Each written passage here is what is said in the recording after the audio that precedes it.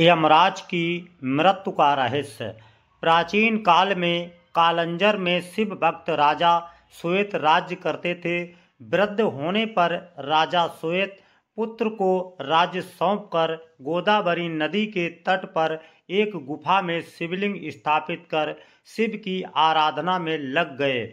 अब वे राजा श्वेत से महामुनि श्वेत बन गए थे। एक निर्जन गुफा में मुनि ने शिव भक्ति का प्रकाश फैलाया था। श्वेत मुनि को न रोग था न शोक, इसलिए उनकी आयु पूरी हो चुकी है, इसका आभास भी उन्हें नहीं हुआ।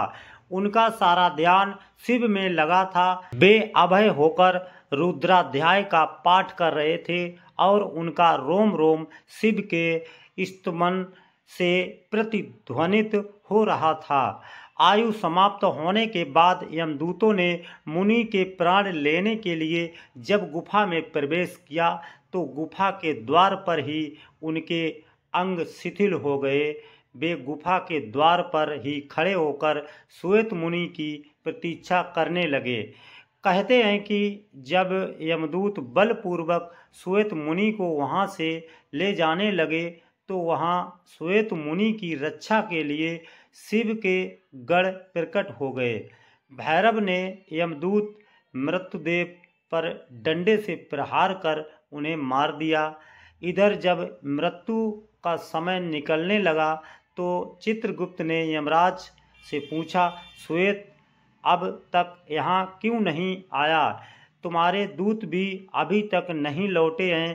तभी कांपते हुए यमदूतों ने यमराज के पास जाकर सारा हाल सुनाया।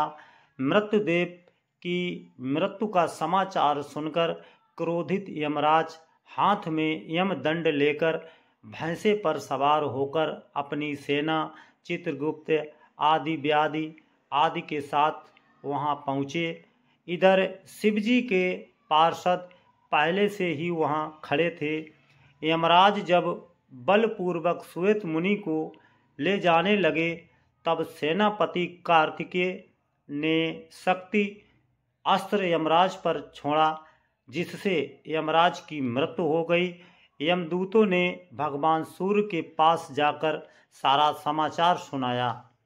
अपने पुत्र की मृत्यु का समाचार सुनकर भगवान सूर्य ब्रह्मा जी व देवताओं के साथ उस स्थान पर आए जहां यमराज अपनी सेना के साथ मरे पड़े थे।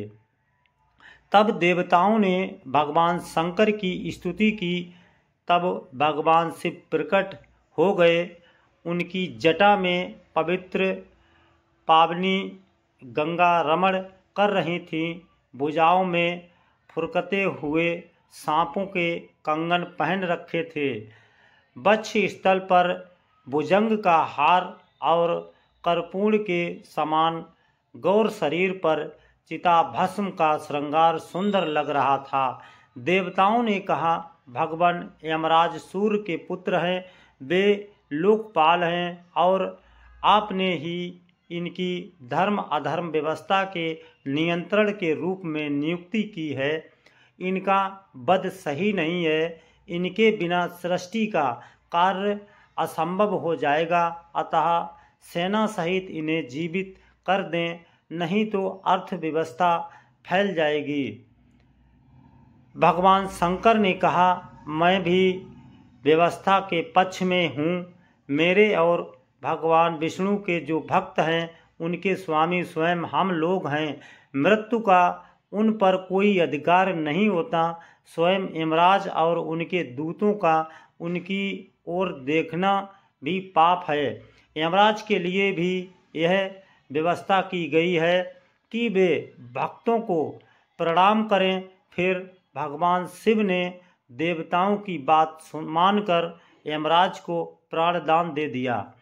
शिव जी की आज्ञा से नंदीश्वर ने गौतमी नदी का जल लाकर यमराज और उनके दूतों पर छिड़का, जिससे सब जीवित हो उठे। यमराज ने श्वेत मुनि से कहा, संपूर्ण लोक में अजय मुझे भी तुमने जीत लिया है। अब मैं तुम्हारा अनुगामी हूँ। तुम भगवान शिव की ओर से मुझे अभय प्रदान करो। श्वेत मुनि ने यमराज से कहा, भक्त तो विनम्रता की मूर्ति होते हैं, आपके भय से ही सत्पुरुष परमात्मा की शरण लेते हैं। प्रसन्न होकर यमराज अपने लोक को चले गए। शिव जी ने श्वेत मुनि की पीठ पर अपना वरदहस्त रखते हुए कहा, आपकी लिंगोपासना धन्य है। श्वेत विश्वास की विजय तो होती है। श्वेत मुनि शिवलोक चले गए। यह स्थान गौतमी के तट पर मृत्युंजय तीर्थ कहलाता है। मृत्यु को कोई जीत नहीं सकता। स्वयं ब्रह्मा भी चतुर्योगी के अंत में मृत्यु के द्वारा पर ब्रह्म में लीन हो जाते हैं, लेकिन भगवान शिव ने अनेक बार मृत्यु को पराजित किया है, इसलिए वे मृत्युंजय और काल के भी काल महाकाल कहलाते हैं। तो दोस्तों, ऐसी भक्ति भरी कहानी सुनने के लिए वीडियो को लाइक कमेंट शेयर जरूर करें। जय हिंद, जय भारत।